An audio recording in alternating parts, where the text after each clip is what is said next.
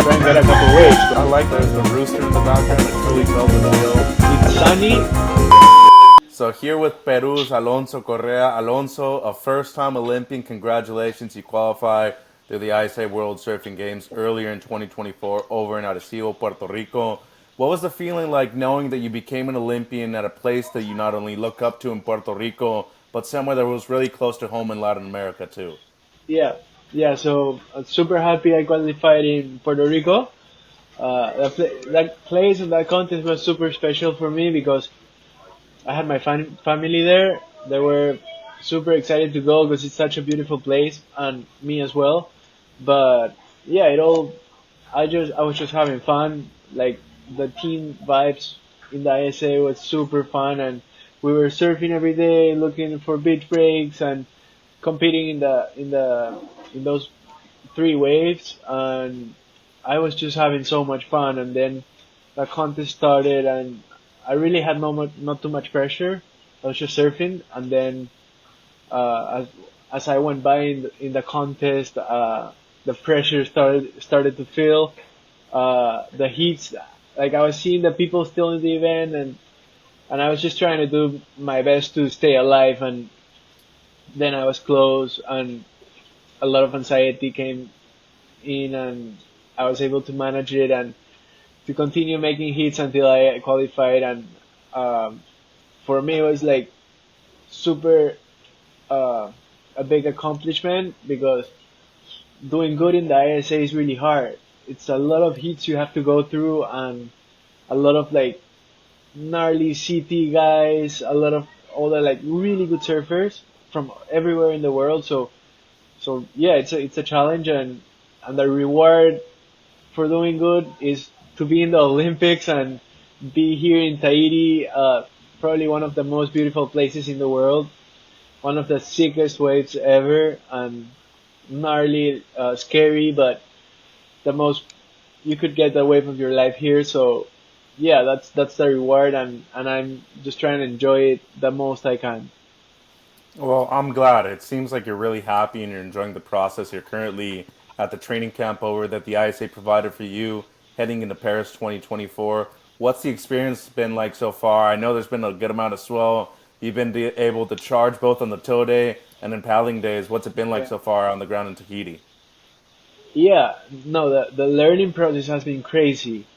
Uh, this wave is so hard. It's incredible, it's amazing, but it's hard as well. And yeah, we're here in the camp, and we've had small days, medium-sized days, super fun, perfect conditions, and then some big, scary days with like some toe surfing. And yeah, I was, I felt confident going into those days, and I was just trying to be careful, don't get hurt, like don't do anything crazy, but in the same time try and get some good barrels.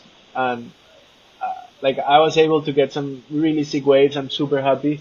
So all the locals here getting the one of the craziest waves I've ever seen in my life. Uh, and yeah, the experience has been insane. From the small days, the big days, and all the conditions here, it changed a lot. And yeah, You know, for a lot of people who don't follow the sport of surfing, Peru's always been at the forefront of competitive surfing outside of Brazil and South America. Not only a developmental program within Peru has elevated your performance, those of your teammates too. Luca Messinas is now a two-time Pan American champion. He's going to be a two-time Olympian. Miguel Tudela competed at Tokyo 2020. Sofia Mulanovic, a former world champion, she competed in Tokyo. Now Sol Aguirre is also a member of the team. What consists of surfing in Peru that makes it so special and brings out the best of you, especially in a competitive scene, Alonso? I don't know. It's crazy because we have Brazil, and it's like such a big country in surfing, and we pretty much compete against them in the qualifying series, in the juniors, and all that, and it sets the standard pretty high. But then we've seen that it's able to to accomplish these things. I grew up watching Sofia be a world champion, be in the CT. They would do some CT events for the girls in Peru, and we just saw that, and I think that belief that you can make it is one of the most important things. And then when the first Olympic Games came, when Miguel and Luca qualified was really inspiring for sure. And then, yeah, uh, just a belief that you can actually, you have to be mentally strong in those type of contests to be doing good so far long. It's hard to be a great surfer in one heat and then not really get some waves in the next one, but to be consistent is one of the most challenging things, and that's what it takes for sure. Now, let's focus on your skills and your abilities. You've been a member of the elite of surfing in Peru for a while now, still in your mid 20s, but you've had the chance to compete in many events with heavy water waves, including the Tehui backdoor shootout over in Hawaii for Team Tubos, which is one of the Peruvians' best teams overall worldwide. The experience of competing at Pipeline, what do you take from that wave heading into Tahiti now, Alonso? Yeah, for sure. Coming from Peru, we actually grow up like wanting to surf big hollow waves. Like that's one of the ways to go, and yeah, for sure. Like the when I was first started competing, the first goal was to be able to be in the Volcom Pipe Pro, to compete in pipe, one of the best waves in the world, and because it's so hard to get waves when there's not when there's everybody out. And then, well, we had the opportunity to be in the shootout and to be in those like heavy water conditions in a contest. It's crazy because the waves are coming and it's yours to go, so you just have to send it. And it's one of the craziest feelings, like knowing that it's super dangerous, but then you love it and you want it. And yeah, like I can't wait for this contest, and if it's like perfect conditions, it's just gonna be like an amazing show for everyone to watch.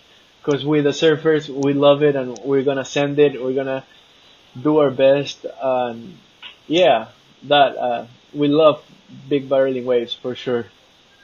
Well, speaking of sending it, how's the week been so far? I know not only this is one of your first times being there in Tahiti, it's going to be your first time competing at this mythical wave known as Teahupo'o. What have you taken from it so far outside of the free surfing sessions? What has Tereva David, the local coach, been telling you about your performances so far?